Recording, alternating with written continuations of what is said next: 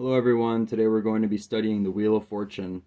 The Wheel of Fortune is assigned to the number 10, the Hebrew letter Kaf, and the astrological sign or planet Jupiter. Now, the Wheel of Fortune sits in between Netzach, which represents victory, and Chesed, which represents mercy. Now, they basically mean mercy is the eternal giver. It sits on the masculine side of the tree, and so does Netzach, which is victory. Now, Kaf means the closed hand, which represents concealment, to bring things together, to withhold, to basically close into. So to really understand what's going on here, we have to look at the number itself, which is the number 10, which is the powers of 0 addressing the powers of 1. So 0 is the infinite eternal substance, and 1 is the infinite eternal material aspects of basically what we're living right now. And so we can, the suggestion of 10 is 0 addressing 1. So in the Kabbalistic tree, there's 10 spheres. So what's happening is God is basically addressing the eternal material substance. And that closes the hand. It closes the gap between the two things. Now, mercy is the eternal giver, and it gives and gives and gives. It's also assigned to the fourth Sephira. So 4 is a number of solidification. It's the geometrically, it's assigned to a square, so we can, think of solid objects, strength. And the fourth sphere is also assigned to Jupiter. Now, Jupiter actually is associated with Zeus. And Zeus is basically God in a older Western sense. So what we have here is essentially the all-giving mercy of God addressing the powers of the material world and addressing our emotional aspects and bringing it together. So we're contacting God through our emotional nature, and the gap is being closed.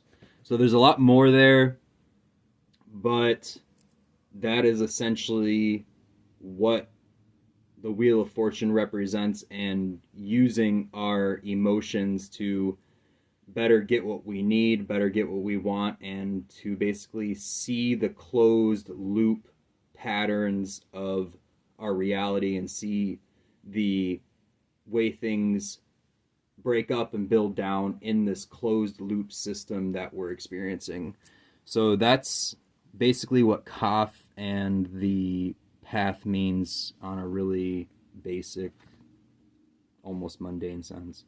All right, here is the Rider-Waite Wheel of Fortune, and we'll just talk about a couple of symbols or aspects of the card. Now, we'll talk about the central part of the card first, and what we have here, even though it looks like 3 circles, it's actually 4, because the innermost part of where it all intersects is considered 1, and then the first the first outer part of that is considered 2, 3, and 4. So we can draw conclusions to the 4 worlds, and the most inner part would be the archetypal world moving outward, only because as this wheel moves out,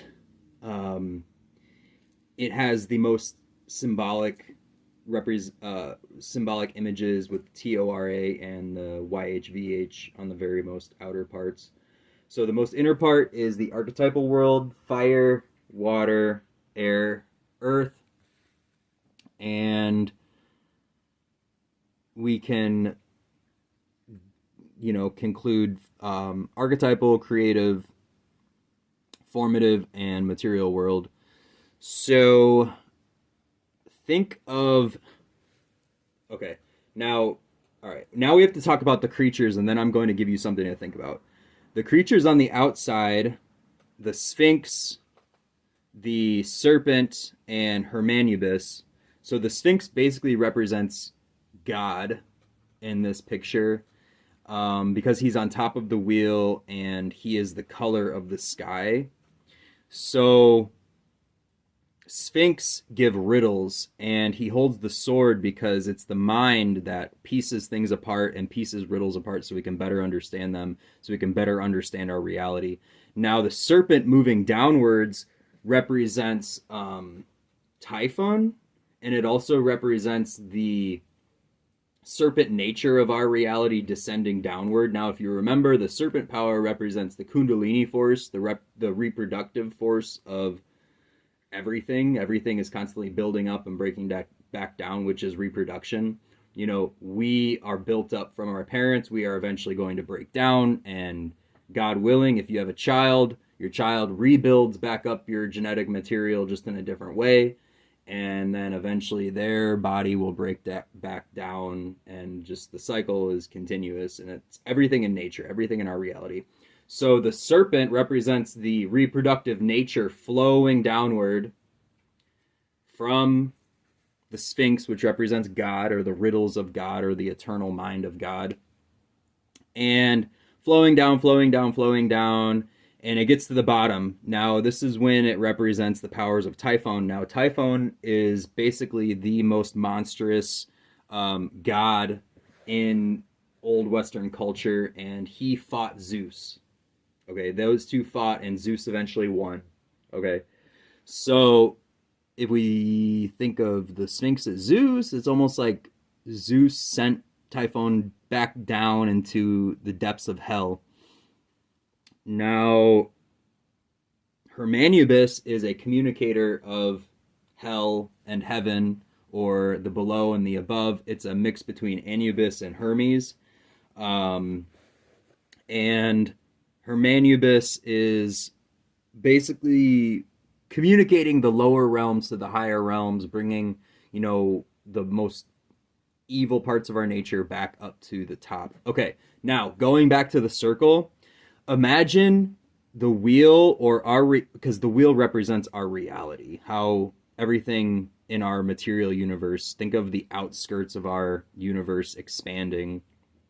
So at some point there was a center of our reality, and there was the Big Bang Boom, okay? And it started eating away into what wasn't manifested yet. And basically, the middle of the Wheel of Fortune in this card is also the outside of the wheel where the Sphinx sits. So it's like a donut, okay? It's like donutting. Our reality is like a donut. The God or the spirit material on the outside of the wheel is also on the inside, and it's manifesting inward and out, like a donut shape. Imagine like a vortex or like a donut shape, just like constantly flowing within itself, like a closed loop system. Like I kept saying, closed loop system, closed loop system. This is exactly what the Wheel of Fortune depicts. And it represents the breaking down and building back up, the preservation and the non-preserving parts of what we are. Okay? Now, this is really dumbing down the Wheel of Fortune, but this is the basic concept that it's trying to communicate. Now, in the corners, we have the 4 fixed signs of the zodiac, and they don't really represent anything except exactly that.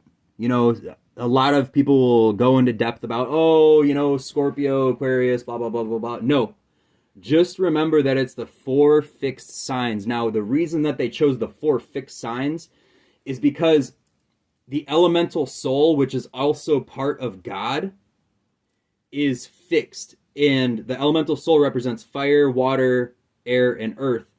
And it's fixating itself in this donut loop, in this donut vortex, just constantly recycling itself over and over and over and over again. So, without going into too much more detail, that is what that means. Okay, so now this is the Paul Foster case deck. It's literally the same card as the AE weight deck. I don't know if any of you know this, but Paul Foster Case based his entire tarot system off of the AE weight deck. Yeah, there's subtle differences, and a lot of people will argue in the BOTA community, it's a different deck. Okay, yeah, it's a different deck, but just slightly. Just slightly. He added a couple more details that made it a little better for spiritual work, but I wouldn't say it's anything drastic enough to say it's a completely different system. All right. This is the Thompson Tarot, and the Thompson Tarot kind of started to go back to a more traditional outlook on the tarot. So I don't know if any of you know this, but the AE weight deck kind of deviated a little bit from the traditional European tarot, and the Thompson Tarot kind of whipped it back to the past. They still kept the Sphinx, but instead you have a monkey descending and a dog ascending. So what we could think of this is basically the animal soul, the highest aspects of the animal soul is falling down with the monkey, even though he's enclosed. Think about it as us becoming animals again, okay? And then we reascend through domestication of the dog, of domesticating ourselves and our inner mind. Here is the Manly P. Hall deck, and again, it's going back to a more traditional outlook. Here we have the devil, or a devilish figure, descending, and then the reascension of what looks like a pig, but we have the Wand of Hermes, and we also have a caduceus interlocking serpent ascending upwards, and I really like this card a lot, guys. This one is one of my more favorites. Okay, now we have the Mera Tarot, and the Mera Tarot, I think this one came around 1800, and we're really just going back to the past. You know, we're really just, you know, headed back to the roots, and you can really honestly see a winged Sphinx or something that is winged up in the top, and it really looks like the Thompson the Manly P. Hall. I cannot tell you what that creature is, though. Leave a comment. This is the Visanti deck. Now, the Visanti deck is the first tarot deck that came to public. And this deck is really interesting because, well, first of all, an old beggar man is holding up the wheel. Now, we can meditate for a while on that. But this is a very special card, and there's a lot going on, more than we can talk about in this video. There are a couple things I want you to bring your attention to, and it's the six-sided shape in the middle of the card. And that woman, she also has wings. So something angelic or something godly is happening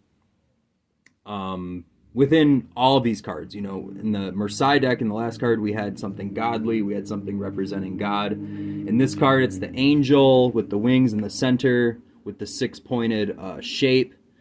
And this person is, or this angel is blinded. So, you know, it almost tries to communicate blind faith, you know, or you know, blind fate, for that matter.